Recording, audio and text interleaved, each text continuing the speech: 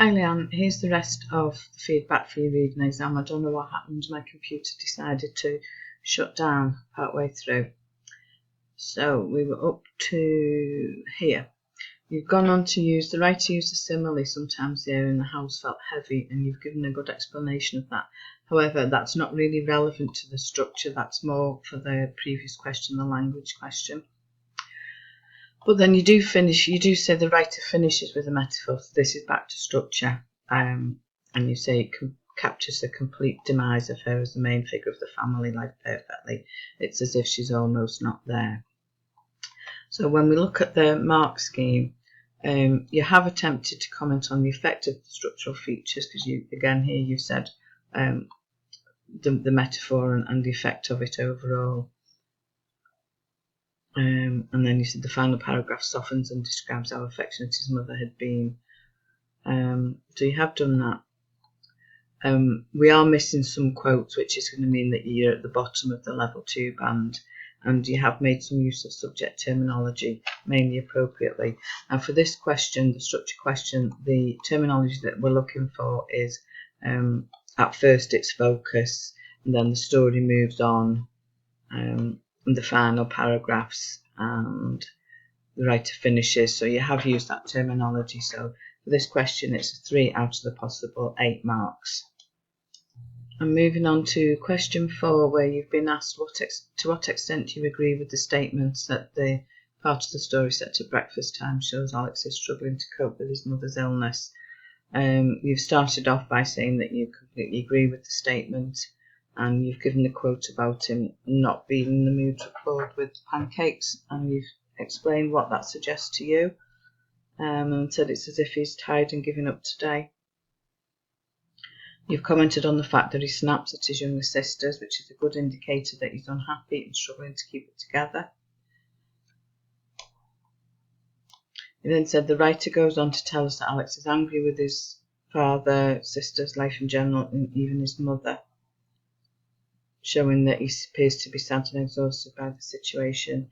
And then the final paragraph, Alex's memories of his mum even.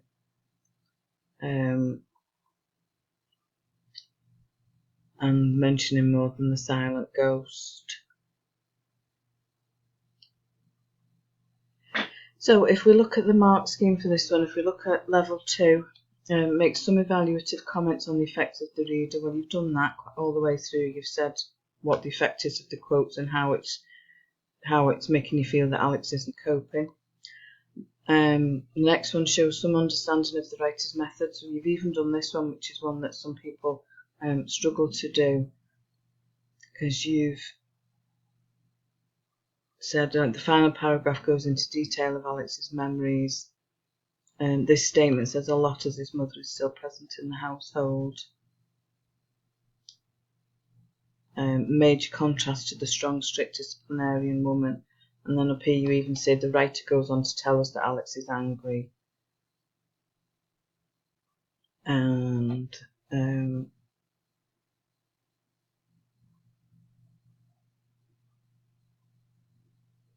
he's snapping at his younger siblings, which is a good indicator that he's unhappy.